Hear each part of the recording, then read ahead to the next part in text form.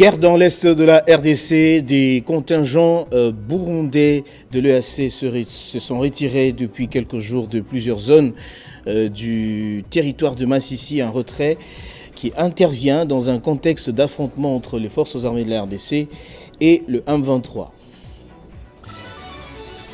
Conflit communautaire à la Chopo, interdiction formelle de tout rassemblement de plus de 5 personnes sur toute l'étendue de la province et ses environs, une mesure prise par la police dans le but de lutter contre l'insécurité à Kisangani. Et puis le gouvernement annonce l'acquisition de plus de 5680 engins pour la réhabilitation de la voirie urbaine à Kinshasa. C'est le ministre des Infrastructures qui l'a dit lors du briefing hebdomadaire.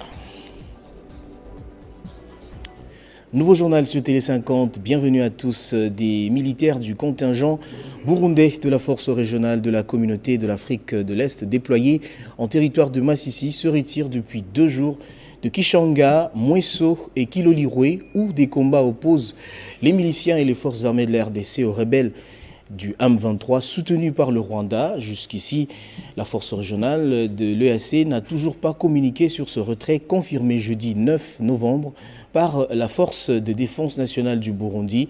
Elle déplore l'indifférence du commandement de l'EAC-RF face aux menaces que leurs troupes ont subies de la part des rebelles du M23 en territoire de Massissi.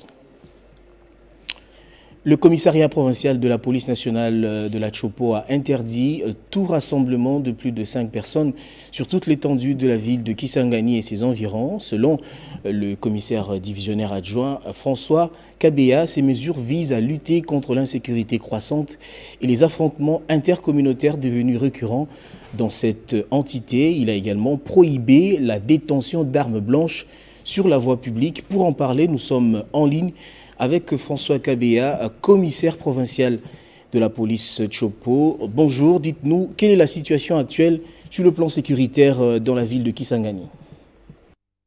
La situation actuelle dans la ville de Kisangani, la ville de Kisangani est calme. En pleine ville, dans les centres-villes, la ville de Kisangani, en tout cas dans tous ces 4 coins, la situation est calme. Je ne sais pas si vous voulez parler de l'Interland, en dehors de la ville, ou les villages environnants de la ville de Kisangani. Peut-être c'est là où il y a eu quelques poches de conflits, mais nous sommes en train de prendre des mesures et la situation commence petit à petit à se calmer. Je crois que ça va. Ça ira quand même. Merci. Vous avez interdit tout rassemblement de plus de 5 personnes sur la ville jusqu'à nouvel ordre. En quoi cette mesure va réellement mettre fin à l'insécurité grandissante dans la Chopo? La mesure prise pour interdire les rassemblements de 5 ou plusieurs personnes dans la ville jusqu'à nouvel ordre, c'est pour éviter les contingents. Comme on peut dire, les jeunes d'une tribu peuvent se réunir pour attaquer notre tribu dans la ville. On a vu des jeunes passer avec des armes blanches, raison pour laquelle ça nous a poussé à prendre cette mesure pour éviter à ce que cela puisse avoir lieu ici dans la ville. Ce sont des choses qui se passent en dehors de la ville.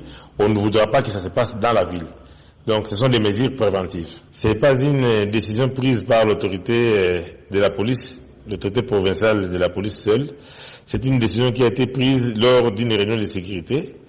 Alors cela est traduit par nous, pour que les gens puissent s'imprégner de cette mesure, parce que quand on vous attrape à 5 à 6 ou avec des armes blanches en main, en tout cas là, il n'y a pas de pardon.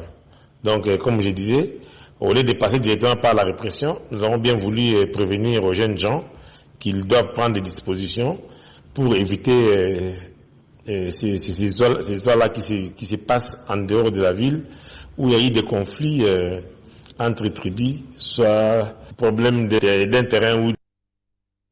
Monsieur François Béa, je vous remercie d'avoir répondu à toutes nos questions. Je rappelle que vous êtes commissaire provincial de la police de la Chopo. Poursuivant ce journal pendant ce temps, le chef de l'État Félix-Antoine Tshisekedi a présidé la cérémonie de remise en retraite de 1230 agents de l'Office national des transports en présence de plusieurs personnalités politiques et civiles du pays. Au cours de cette cérémonie, le président de la République a remis le chèque d'une somme évaluée à 8 millions de dollars. Suivez. Avec la vision du chef de l'État et la confiance qu'il nous a confiée, nous avons essayé de tout mettre en œuvre avec l'accompagnement du gouvernement pour pouvoir soulager tant soit peu cette masse laborieuse. Et ce n'est qu'un premier départ et c'est la toute première fois dans notre pays depuis plus de 11 ans qu'un événement pareil se passe.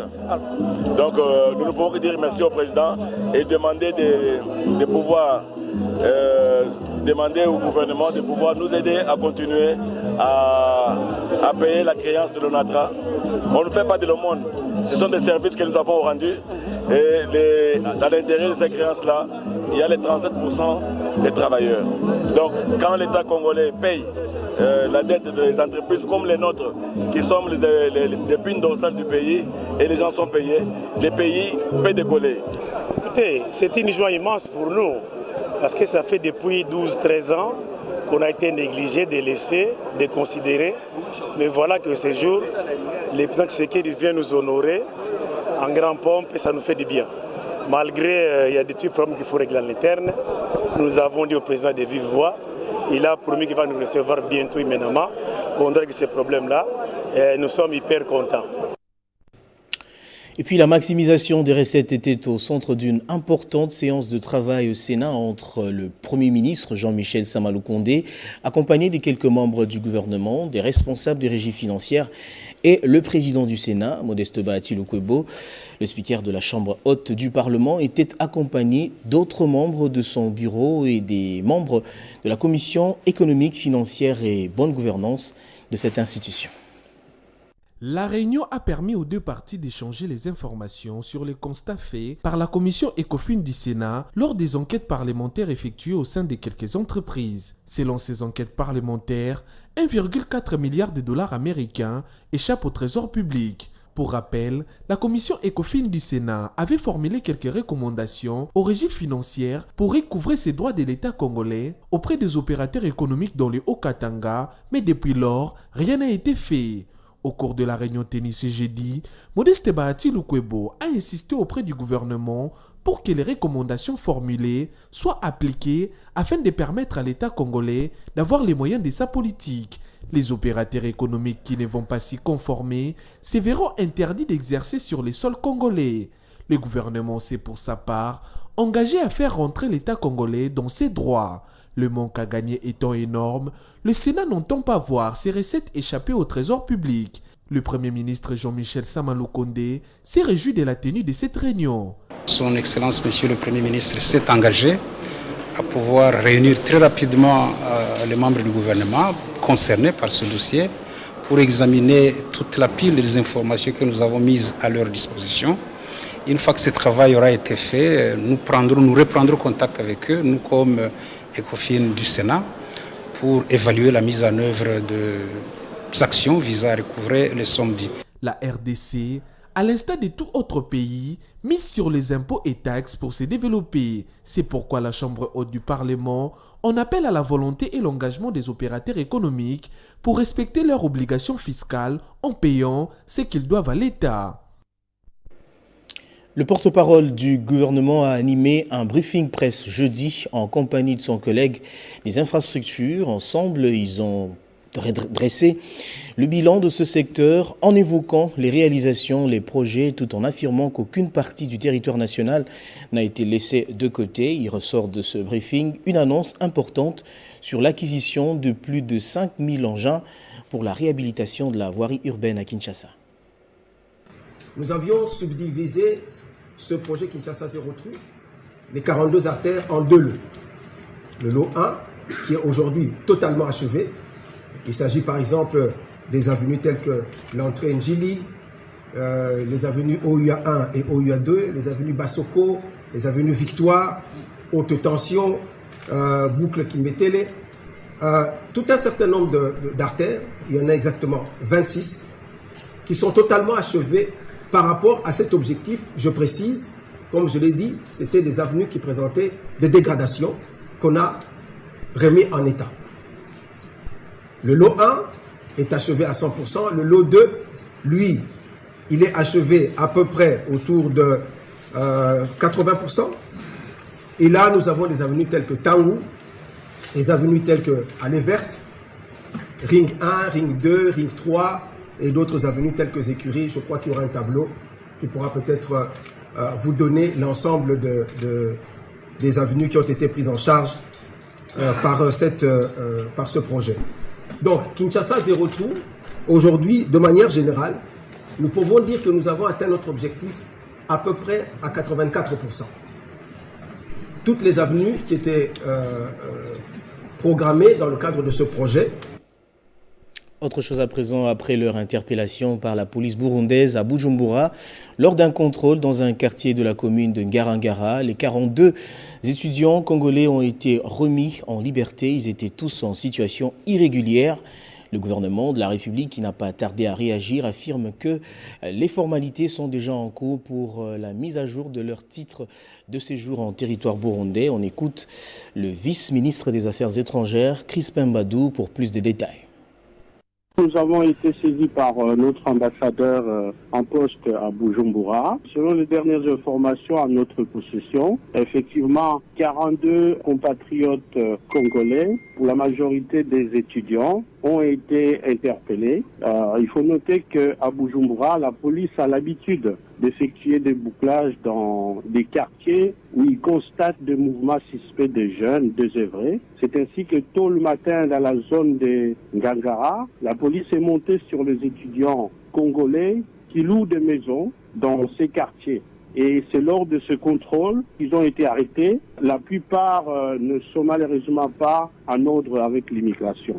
Notre ambassadeur est actuellement sur les lieux de leur détention et nous travaillons pour leur libération. Il faut noter quand même que le Burundi est un frère avec lequel la RDC entretient de très bonnes relations bilatérales, des relations basées sur des liens historiques, et nous travaillons justement pour que pareille situation ne se répète plus. Ce sont des étudiants. Nous allons travailler avec l'immigration burundaise pour voir comment régulariser leur situation, soit avec des visas, soit avec des cartes consulaires. Pour le moment, nous n'avons pas tous les éléments du dossier. Nous attendons d'avoir toute la situation pour pouvoir répondre à cette préoccupation. Les unités d'intervention de la police nationale congolaise seront formées en Ituri en marge des élections en cours au pays. C'est ce qui justifie fondamentalement la présence du chef de programme de la réforme de la police à Bunia. Les membres de cette délégation ont échangé ce vendredi 10 novembre avec le gouverneur de l'Ituri, le lieutenant-général Luboya Nkashama. Sarah Mugisa. Au cours des échanges avec le numéro 1 de la province de l'Ituri en son cabinet du travail, le membre de la composante Congeta en programme d'appui à la réforme de la police en RDC, mise en place depuis 18 mois, ont justifié leur présence dans cette partie orientale de la RDC. Le chef de cette composante, Jean d'Angleterre, annonce la formation des unités d'intervention de la police. On a parlé déjà des activités passées, puisque nous avons déjà travaillé sur un appui aux OPJ. Nous avons également des missions qui sont en cours sur les infrastructures pour améliorer un petit peu l'implantation des commissariats et des sous-commissariats. Les équipements de protection individuelle seront également dotés aux éléments de la police en vue de faire face aux éventualités lors des élections tout en tenant compte des grands principes de manifester. On a également pensé à affecter des moyens, des équipements de protection individuelle au niveau des personnels pour leur permettre d'être en meilleures conditions pour pouvoir travailler un petit peu et préparer un petit peu toutes ces activités. Et en parlant de l'emploi de l'arme non létale, on a surtout travaillé, si vous voulez, sur la mise en place d'une doctrine. L'image que présente actuellement la ville de Bunia et le sentiment des collaborations entre population et l'administration militaire ont marqué l'hôte du gouverneur qui est à sa première visite en Ituri. On a l'impression d'une ville qui est facile à vivre, qui est intéressante, où les infrastructures sont en très bon état. On a été également frappé par rapport à Kinshasa par l'état de propreté de la ville. Et puis on a pu avoir quelques échanges avec la population et on sent qu'il y a un sentiment de confiance qui s'est installé avec les autorités provinciales.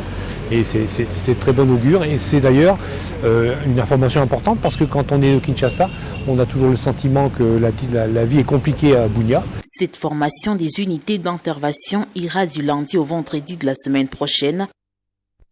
Et puis le contrôle de conformité à la loi sur la sous-traitance en République démocratique du Congo reste le seul moyen qui va pouvoir donner la chance à l'entrepreneuriat local d'accéder aux contrats dignes au sein des sociétés principales. Voilà qui justifie l'engagement du directeur général de l'autorité de régulation de la sous-traitance dans le secteur privé dans cette campagne qu'il mène sur le terrain. Thomas Mining et Lualaba Copper ont été visités à leur tour. Il n'y a pas de repos pour le numéro 1 de l'ARSP qui poursuit avec la grande mission de contrôle dans la province de Lualaba.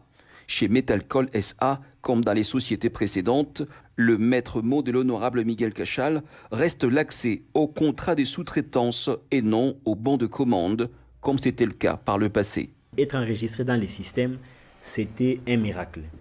Mais aujourd'hui, grâce au leadership éclairé du président de la République, et grâce à sa détermination, il a voulu que l'État prenne ses responsabilités afin de pouvoir faciliter notre population à l'accès au marché de la sous-traitance qui est le seul moyen de matérialiser la dite vision du chef de l'État de faire des millionnaires congolais. Remettre le Congolais dans leurs droits en référence de la loi sur la sous-traitance en RDC est une lutte qui tient à cœur au président de la République, menée par son gendarme Miguel Cachal, avec actuellement une adhésion massive des opérateurs économiques à travers le pays. Du côté Metalcol, nous sommes engagés à appuyer, à supporter les entreprises ou l'entrepreneuriat local. Nous allons travailler avec l'équipe pour promouvoir et voir comment nous allons accommoder l'entrepreneuriat. Il faut souligner que c'est avec toute la bénédiction du chef de l'État Félix Antoine Tshisekedi que se déroulent ces opérations sur le terrain. Décédé le samedi 28 octobre dernier à Kinshasa, José Nawej, directeur général du quotidien Quinois Forum des As, sera inhumé ce samedi à la nécropole entre terre et ciel. Une cérémonie d'hommage est prévue le même samedi à l'hôpital du Cinquantenaire où le corps de ce baobab de la presse congolaise est conservé. Au cours de cette cérémonie, José Nawej sera décoré par les chancelleries des ordres nationaux. Rien à filtrer jusqu'ici sur la médaille qui sera décernée à l'éditeur de Forum des As à titre posthume. On va prendre les rappels des titres à présent. Guerre dans l'est de la RDC, le contingent burundais de l'EAC s'est retiré depuis quelques jours de plusieurs zones du territoire de Massissi, un retrait qui intervient dans un contexte d'affrontement entre les FARDC et les M23. Conflit intercommunautaire à la Chopo, interdiction formelle de tout rassemblement de plus de 100 personnes sur toute l'étendue de la province et ses environs, une mesure prise par la police dans le but de lutter contre l'insécurité à Kisangani. Puis le gouvernement de la République annonce l'acquisition de plus de 5680 engins pour la réhabilitation de la voirie urbaine à Kinshasa. C'est le ministre des Infrastructures qui l'a dit lors du briefing hebdomadaire. Place à la revue de presse à présent.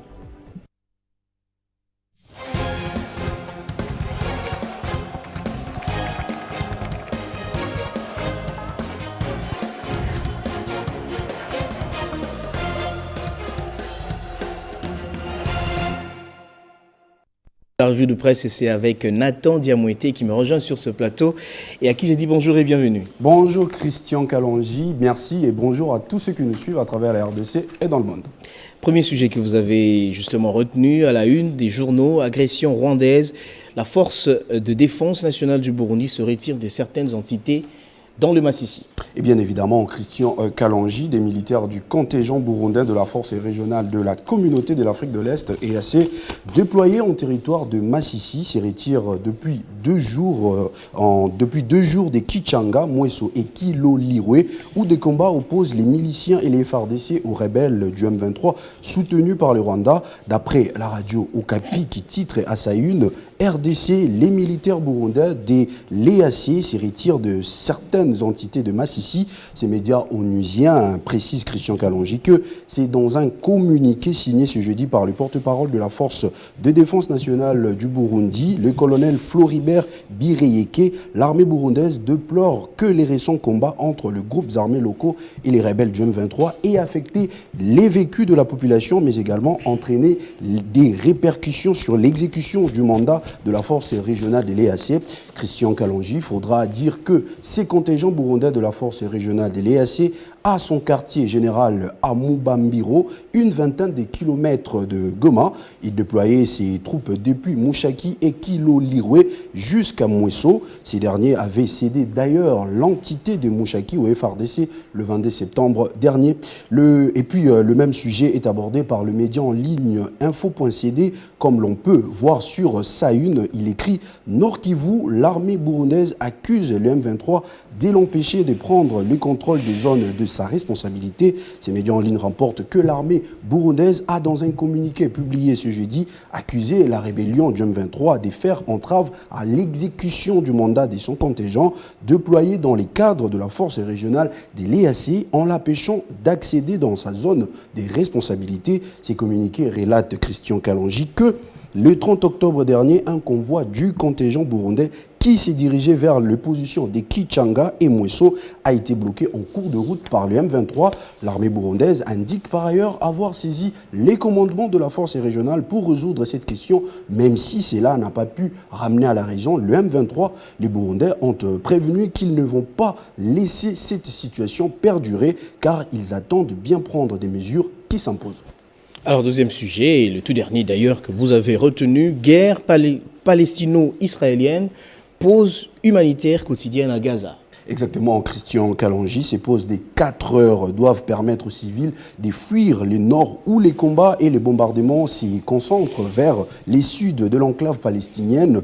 C'est ce que rapporte RFI qui note sur sa une Israël relativise l'annonce de pause humanitaire quotidienne à Gaza. À en croire Christian, ces médias français poursuivent sur ces lignes. Israël a accepté de faire de pauses quotidiennes de 4 heures dans le nord de Gaza, annonce la Maison-Blanche. Joe Biden a salué d'ailleurs un pas dans la bonne direction, même s'il n'y a toujours aucune perspective de cessez-le-feu durable. Quant aux organisations humanitaires, elles se disent déçues après la conférence internationale pour Gaza à l'Elysée. Hier, jeudi 9 novembre, le pays participant ont annoncé d'ailleurs de nouveaux engagements d'aide dépensant 1 milliard d'euros selon la présidence française. Le forum sur la paix de Paris se tient jusqu'à samedi.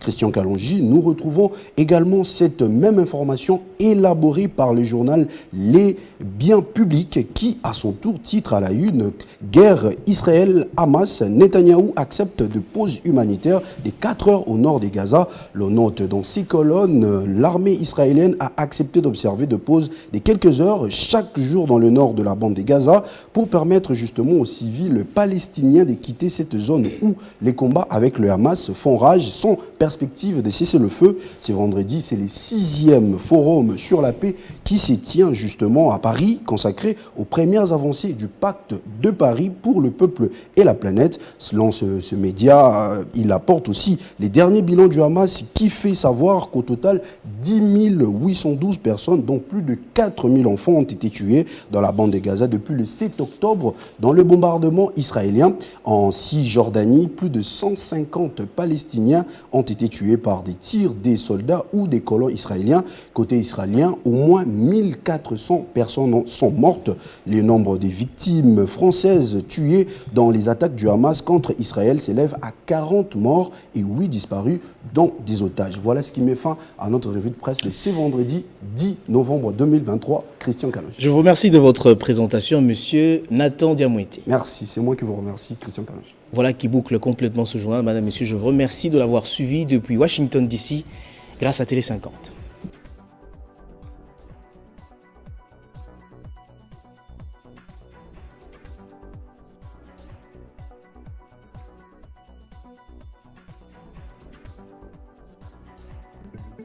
Retrouvez toute l'actualité en continu sur www.tele50.cd.